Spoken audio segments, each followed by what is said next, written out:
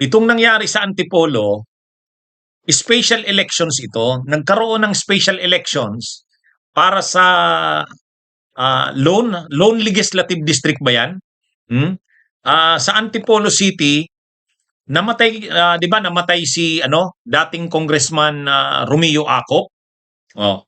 Ngayon, si dating Congressman Romeo Acop, kilala naman natin 'yan, napakagaling na dating congressman 'yan. Yan yung isa sa mga pillars ng Quadcom, si Congressman Romeo Acop. At napaka-professional na niyan. Dati kasi siyang police officer, di ba?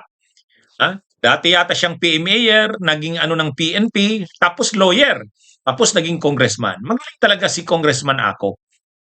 At nung panahon ng Quadcom, isa siya sa mga magagaling doon na nanguna sa Quadcom. Kaya galit na galit sa kanya ang mga DDS. Grabe ang galit nila kay Acop. O ngayon, nung mamatay si Acop, binabastos nila si Acop noon. Grabe. Ano na nga halos yung pagbabastos nila kay Acop, kay dating Congressman Romeo Acop, below the belt na. Below the belt na. Ngayon, syempre, dahil malayo pa ang election sa 2028, nagpatawag ngayon ng special elections. Ang naglaban doon ng matindi ay dalawa. Yung anak ni Congressman Acop na si Philip Acop. At linabanan ng isang DDS, diehard talaga na Duterte supporter, itong si Red Llaga. Nangampanya ng todo ang mga DDS dyan. Pumunta doon sila Topacio, sila Attorney Mark Tolentino, yung mga DDS. At sa social media talagang tinuduhan nila ng suporta yan si Red Llaga. Nang mga kunwari, pa-survey-survey pa sila, nangunguna daw si Red Llaga, matatalo na daw si Acop. Ngayon, lumabas ang resulta. Nilampaso ni Acop ang DDS na si Llaga. So, pahiya ang mga DDS. Nag-endorse pa diyan si Sara. Pinuntahan pa nila yan doon sa nangampanya talaga sila ng todo. Ngayon anong lumalabas? Mukhang ngayon pa lang napapatunayan wala naman talagang power si Sara Duterte. Yung sinasabing endorsement power ni Sara, wala. Wala. Nilampaso sila sa Antipolo. Ang layo, 60,000 yata yung boto ni Philip Acop, yung nasa kanan, yung kalbo na yan yung Red Llaga. Ang nakuha yata niya ni Red Llaga, 10,000, 12,000 lang. So ang layo. Anong napapatunayan dyan, mga kabunyog? Ang napatunayan dyan, hindi totoo talaga na malakas si Sara. Kasi ang sinasabi nila dyan, mananalo daw yan dahil in-endorse daw ni Sara at suportado daw ng mga Duterte, ng DDS. May mga kunwari, pa-survey-survey pa sila ngayon, ang lumabas, wala. Wala, mga kabunyog. Nilampaso si Red Llaga. Yan. Ang ano dito mga kabunyog, elections yan dyan sa Antipolo City.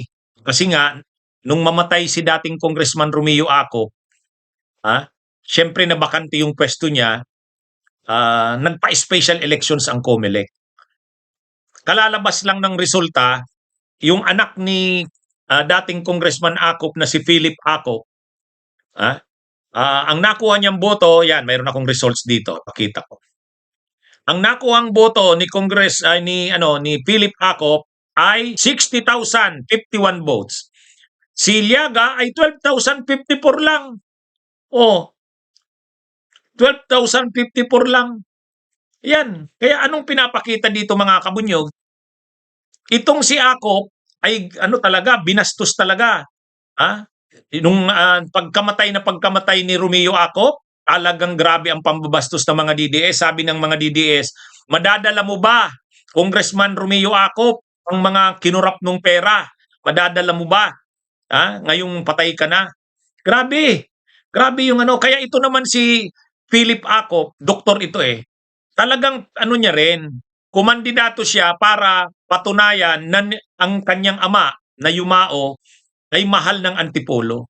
Ito namang mga DDS, naman, para ipakita na wala na yung mga Acop na yan sa Antipolo, talagang tinuduhan nila ng suporta yung Red Llaga, yung kalbo na yan. May mga pa-survey-survey pa sila. Lumabas pa sila ng survey, kunwari ganito. Ang sabi sa pa-survey nila, Red Llaga, ito partial and unofficial survey results, March 11, 2026, para sa Congressman, 2nd District of Antipolo, Red Llaga, 78%, Bong Acop, 20%, others, 2%. Hindi survey nila ito, tapos kinalat nila ito. Kinalat nila ito. Si Red Llaga daw ay 78%, si Acop daw ay 20%, ang iba daw na kandidato, 2% lang. Kaya sigurado na daw itong si Acop. Tapos pumunta pa doon si pumunta pa doon si Topacio. May dala pang maleta. Yung mga nagdrama-drama pa na ano ba ang laman ng maletang dala ni Topacio. Si Attorney Mark Tolentino, yung abogado ng Iseminay ni Kibuloy, nandun din. Full, sila, talagang grabe yung focus at tulong na binigay ng mga DDS.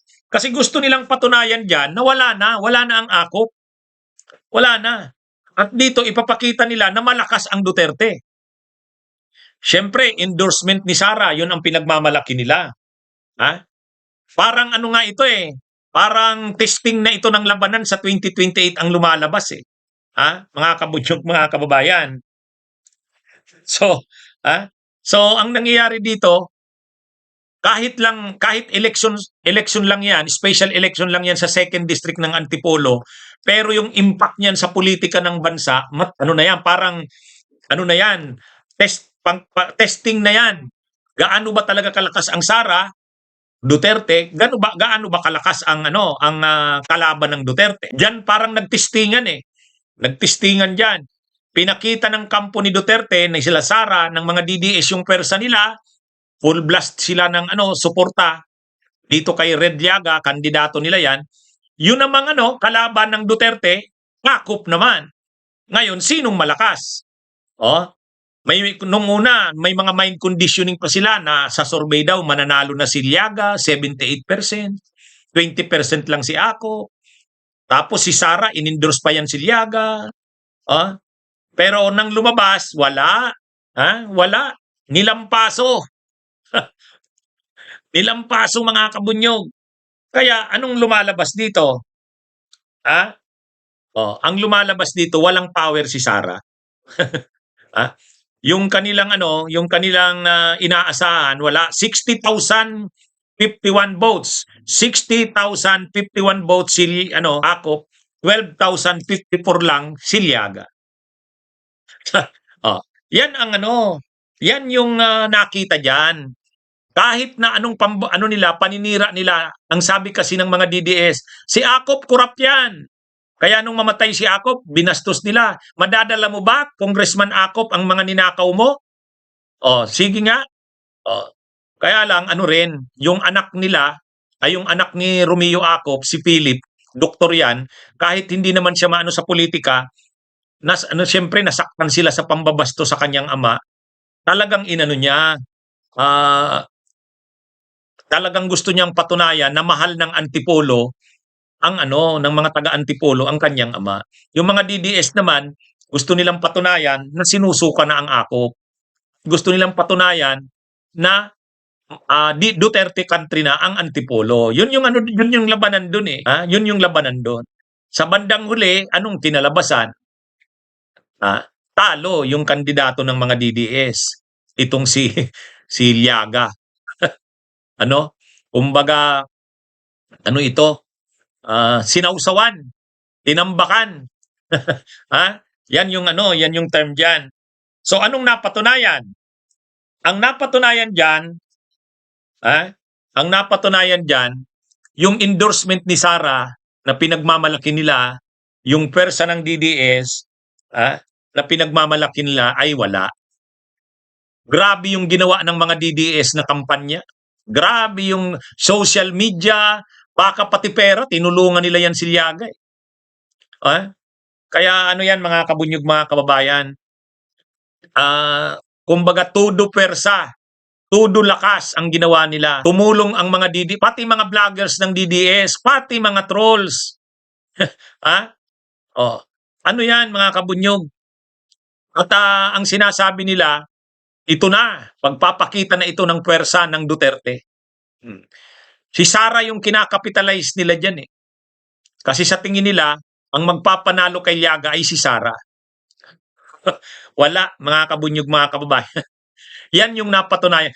Ang ginawa pa sana diyan, si Attorney Mark Tolentino, yung abogadong DDS, gusto niya sana isuspend yung proclamation. Pipigilan sana yung proclamation ni Acop, ni Philip Acop. Petition to suspend proclamation. Kung ano-anong akusasyon, nandaya daw, bilihan ng boto, kung ano-ano. Hindi, sa totoo lang, hanggang sa bandang huli, ayaw nilang tanggapin na talagang talo ang kanilang kandidato. Wala. Gumagalaw pa sana, nagmamaniobra pa sana. Petition to suspend the proclamation. Nakita ko pa yung text ng ano eh. Buti na lang hindi sumunod yung mga board of canvassers ng COMELEC. Claim nila si Acop. Kasi wala namang dudang panalo si Acop eh. 60,000 votes, 12,000 lang si Llaga. Tapos ngayon mayroon na naman po si Guanzon.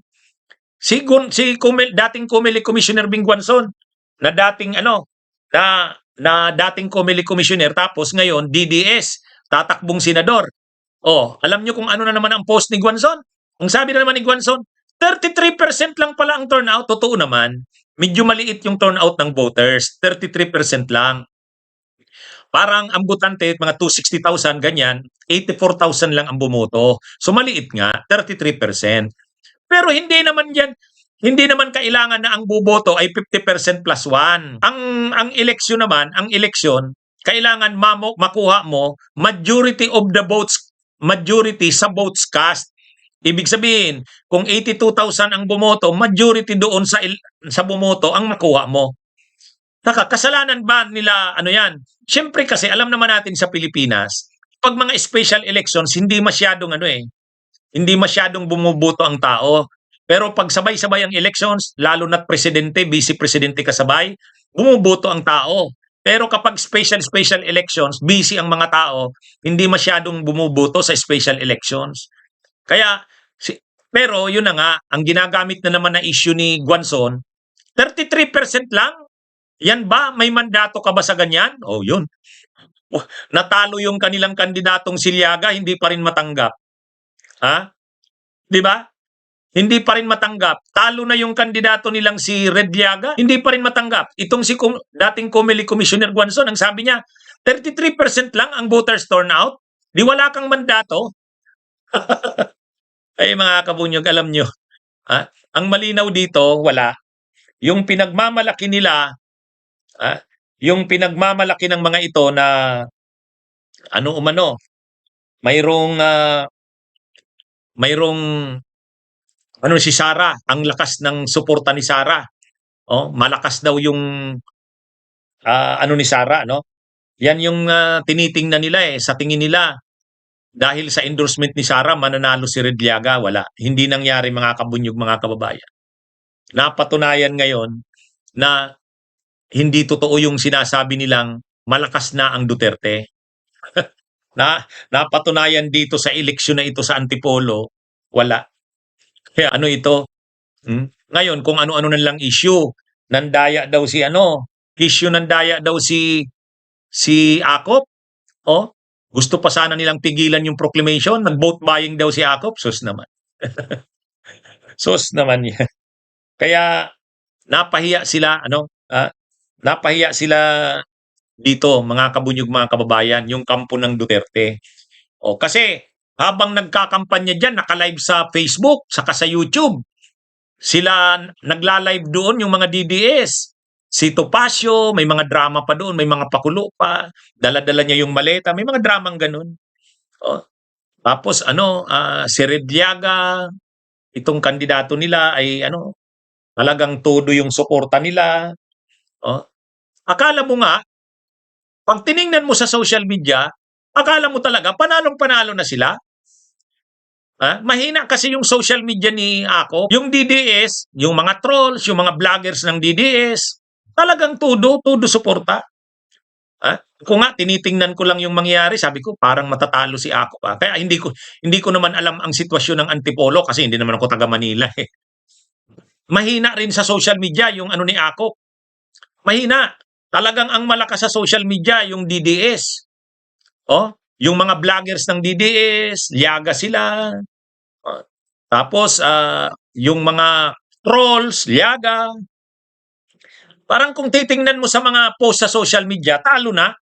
Talo na si Akop. Sabi ko, mukhang matatalo si Akop. Kaya lang, sa loob-loob ko rin, hindi eh. Ang alam ko, mahal ng mga taga-Antipolo si dating Congressman Romeo Akop. Wala namang kalukuhang ginawa yun eh. Very professional. Sayang nga na namatay na yun. Kaya ano yun eh. Pero, kung titingnan mo sa social media, kung nagmo-monitor lang tayo, parang sabi ko matatalo yata. Hmm. Nakikita ko yung yung social media lamang na lamang si Liaga. Ha? Sabi ko baka ang mahal ng tao si Romeo Acop, baka itong anak si Philip Acop hindi naman. Kasi parang bago sa politika itong si Philip Acop eh. Si Romeo Acop lang yung makikita na sabi ko baka hindi ma-convert yung pero yun na nga, lumabas ang resulta. Panalo si Philip Acop. Nilampaso. Malakas ba dyan? Latest captured? Hindi ko kasi masyadong subaybay ang politika dyan. Pero medyo kinabahan ako noon eh. Kasi nakita ko talaga yung galaw ng mga DDS. Nakita ko yung galaw nila. Grabe, todo suporta eh. Imaginein mo, eleksyon lang sa Antipolo City, pero nandun na yung mga nila, yung mga national leaders nila, itong sila Topacio, si Sara na involved diyan. Oh, kaya sabi ko nga mukhang matatalo Pero salamat na lang. Salamat na lang at hindi. So ngayon, anong napatunayan dito? Ang nakita ko mga kabunyog na napatunayan sa elections na yan, sa Antipolo, yung special elections na yan, ang napatunayan dyan isang bagay. Una, wala talagang persa si Sara na malakas. Ano lang yun? Ano yun? Social media hype. Kumbaga, minamind conditioning lang nila ang taong bayan ng mga DDS na si Sara ay malakas sa survey. Ngayon nga, may pinapalabas sila sa survey daw, 48% si Sara. 48% daw si Sara, si Leni Robredo, sila Anlayo, sila Risa. Kahit i-combine pa daw yung iba, ang nandun si Sara, ay si Leni, si Junvic Rimulya, si Romualdez, at saka si Risa, talo daw ni Sara. Mayroong ganun mayroong ganun pinapalabas sila. Si Sara Duterte daw 48%. Ganun Ganun yung kanilang pinapalabas. Si Sara Duterte daw ganun, malakas. Sa social media sa survey, lamang na lamang si Sara kahit papagsama-samahin yung mga kalaban niya. Saan ba 'yon? Hinahanap ko kung minsan kasi sa dami ng laman ng cellphone ko, natatabunan eh. Pero sinave ko yun eh. Kasi pinagmamalaki ng mga DDS yun. Sabi sa akin, Insurrecto, wag ka na. Si Sara Duterte, 48%. Yun yung sabi nila. Malakas si Sara. Ganyan din yung ginawa nila dyan kay Yaga eh. Sa survey nila kay Sara, ay kay Yaga, sabi dito, Red Yaga, 78%. Ako, 20%. Others, 2%. Ngayon, ang kinalabasan sa actual, wala. Kaya ang isang napatunayan dito, yung mga survey na yan, wala. Mind conditioning. Ginagamit nila yung survey para palabasin na si Sara ay napakalakas. Katulad din ng ginawa dito kay Red Yaga. Sa survey nilang linabas, sabi dito, partial and unofficial survey results. March 11, 2026, para sa congressman, 2nd District ng Antipolo, Red Yaga, 78%. Bung Acop, 20%. Others, 2%. Wala. Tapos ang kinalabasan sa actual, 60,000 si Acop, 12,000 lang si Liaga. Yan yung malinaw. Yung mga survey wala. Hindi totoo. Pangalawa, ang isa pang napatunayan dito, hindi ganun kalakas si Sara. Yung sinasabing kapag itinaas ni Sara yung kamay mo, di ba yun yung panakot nila sa mga kongresista? Sabi ng mga DDS, sige, bumoto kayo sa impeachment ni Sara. Kayong mga kongresista, pag bumoto kayo sa impeachment ni Sara, mananalo si Sara sa 2028. Ang lakas-lakas ni Sara ngayon. Bahala kayo. Tingnan nyo. pinatunayan sa Antipolo. Grabe yung ginawa ng mga DDS laban kay Ako. Nanalo pa rin si Ako. Ang layo dun sa kandidato nila. Kaya yung mga ano na yan, yung mga survey-survey na yan, wala yan. Wala, hindi totoo. Kaya yung ano, parang nangyayari mind conditioning mind conditioning. At isa pang patunay na wala naman yan si Sara. Sumakay nga lang sa bus si Leni Robredo. Sumakay lang sa bus nataranta na ang mga DDS. Si Harry Roque, inisyuhan na. Sabi ni Harry Roque sa post ni Harry Roque, ay dapat kung sumakay ka dyan sa bus, totoo yan. Dapat ang nag-take ng litrato niyan, hindi staff mo. Dapat ordinaryong tao. Yun ganun. Imagine niyo, nagsumakay lang sa bus si Leni Robredo, nagkagulo na ang mga DDS. Anong ibig sabihin niya? Ang ibig sabihin niyan, wala. Ano talaga? Peke yung ano na yan, fake news na naman yan, yung mga survey nila na yan, malakas daw si Sara. Hindi pa nga nagdideklara si Leni Robredo na tatakbo sumakay lang ng bus. Nataranta na ang mga Duterte. Hindi na ano nyo.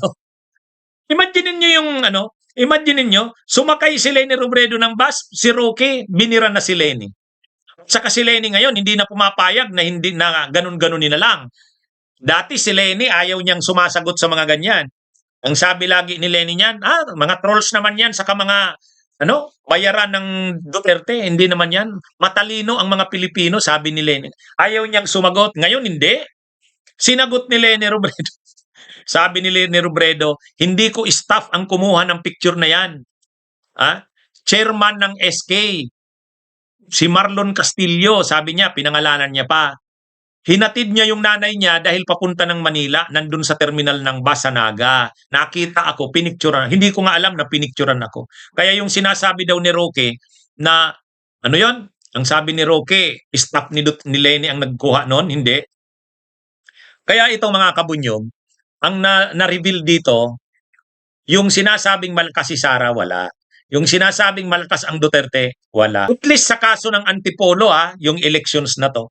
Kaya kahit elections pa lang yan sa Antipolo, parang naging barometro, pwedeng tiningnan na doon yung lakas ni Sara at yung lakas ng kalaban ni Sara.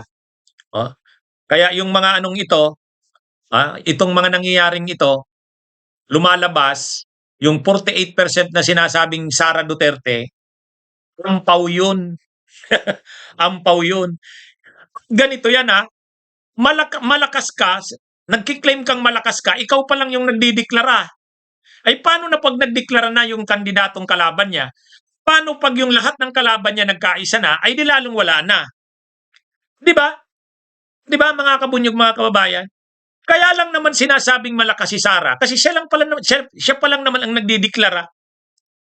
Pangalawa, hindi pa naman talaga nabubuo yung alyansa.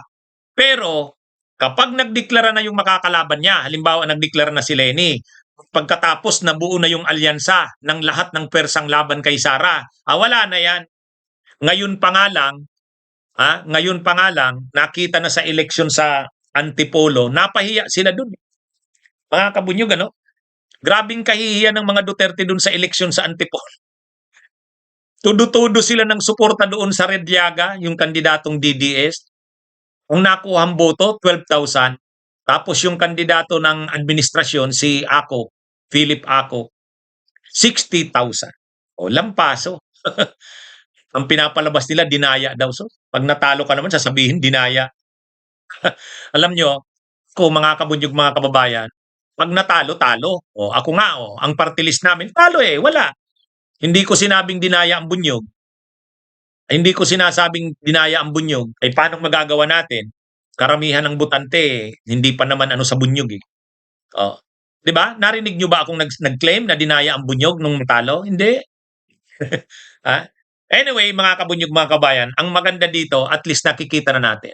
Hindi totoo yung kiniklaim ng mga DDS na napakalakas nila. Anong sabi ni Panelo? Napanood ko si Salvador Panelo. Destined na si Sara na siya ang susunod na presidente ng Pilipinas. Sige nga. Sige nga. Dito pa lang endorsement na ito ni Sara. Talo. Kaya wala yun, mga kabunyog, mga kabayan. Bunyog, bunyog, halikan na kasama ka. Bunyog, kapag buklod ay may pag-asa. Luzon, Visayas, Mindanao, isa ang pananaw. Sa bagong Pilipinas ang bunyog isisigaw. Bunyog, bunyog.